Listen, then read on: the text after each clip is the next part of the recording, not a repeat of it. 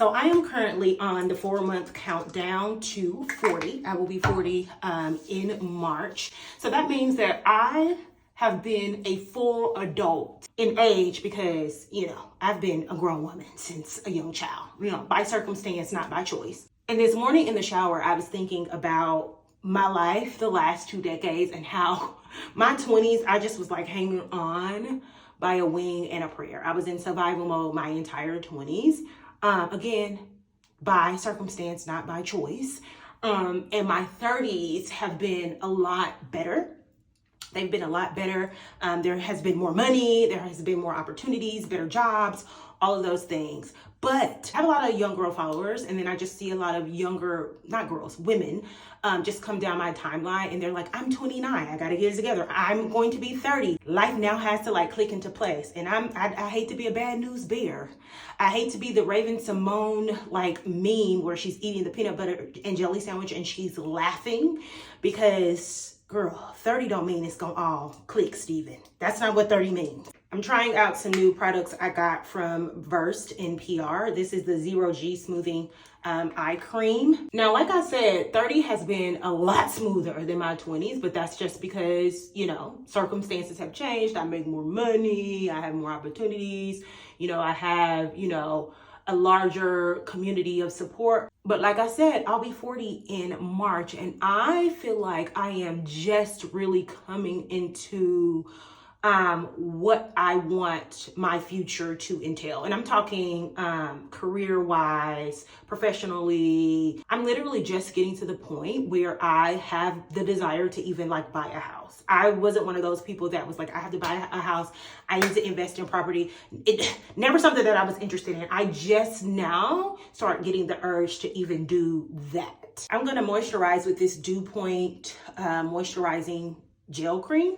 I used the Rich Skin moisturizing cream yesterday. It's the Skin Soak Rich Moisture Cream. I used this yesterday and I really liked that. And I also been using this Day Dissolve Cleansing Balm. I don't wear makeup on a daily basis. I'm not putting on any makeup to go to work. But I do wear mascara and fill in my brows. And so I use this to take it off. I used to just use the almond oil that I use on my body to take it off, but I really like this. So anyway, I just wanted to give that little disclaimer for the girls that are rounding out their 20s and going into their 30s and they feel this pressure to have everything together. Some people do. Some people just have a perfectly planned path for themselves, but that's not the experience for most of us. So if you are going into your 30s and you are panicking because you don't have the job you want or the savings you want or the man you want or the woman you want or things like that, girl, you got a whole decade to figure it out. And then you may be like me and be rounding out your 30s and just now getting to the point where you can put words to what it is that you actually want to do for the rest of your life. I need to get some more Black Girl sunscreen. I use this sometimes just as a moisturizer. It's a really good moisturizer. And, it has SPF in it, so it's good for that. But the Unseen sunscreen is my everyday actual sunscreen that I use just because it has a higher SPF. And girl, give me the chemicals. I need the chemicals. And then on my lips, I just use the Lancome Juicy Tubes. They sent me a bunch of them in PR. I used to use these in high school going into college, and I loved them. This was the step up from the MAC Clear Gloss. You had money if you were using Lancome Juicy Tubes. And so they sent me a few and I've been obsessed with them. I forgot how much I love them. Look at that. Something I am really proud of myself for working really hard on over the last 2 decades, also I'm very eyebrow challenged, is building a good level of self-awareness, learning to offer myself grace when I make mistakes or even when things happen to me. I remember back in 2018, towards the end of the year, I can't remember exactly what it was, but I remember how I felt. But something had took me out. One thing about me, I can make a mistake. Or something can happen to me that doesn't feel good. And I will dwell and dwell and dwell, or would dwell and dwell and dwell on it. And I would beat myself up if it was something that I did wrong. to no end. And I remember having a full-on mentee B, and then after it was over, praying to God, like, please, please, please, please, whatever it is that is in me that makes me beat up on myself like that and not show myself grace and dwell and dwell and dwell on the negative, please give me the tools to circumvent that, right? Please help me, because the way I clowned that day, I was embarrassed, and it wasn't nobody in the room but me.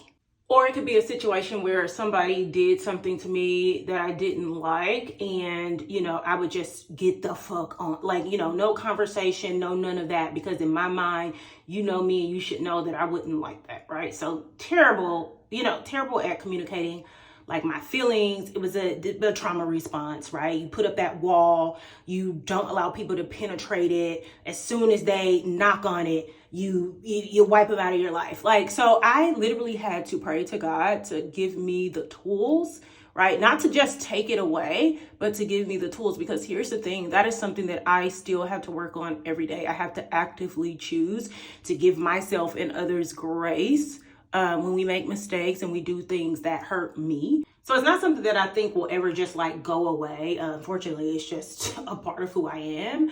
But I do get to wake up every day and make a choice to be a better person to myself and to other people. I sweated so much in my run this morning. Like, my hair looks puffy, but I can't put more heat in my hair today. So we're just gonna have to rock with it. For mascara, I'm just using the Lash Idol by Lancome. This was also a gift from the brand. I tell people all the time that for me, growth and healing and unlearning, all of that stuff is a lifelong effort. And honestly, you really don't know like how far you come with it until you have the opportunity to put it into practice, right? So for example, I have been single for 8 years. I haven't been in a committed relationship for almost a decade. And after my last breakup, which wasn't a good breakup, it wasn't terrible. Luckily, in my almost 40 years, I haven't experienced, heartbreak in the way that I've seen some people experience it, just toe down, drug out, sad. Like, I haven't had that experience, which is probably what plays a huge part in my ability to have, romantic relationships not work out and still have a really positive outlook on the possibility of love with someone, because I just, even though it didn't work out with my exes, I still had really good experiences. I just think I'm really good at picking people. Maybe not that last one. I'm just kidding.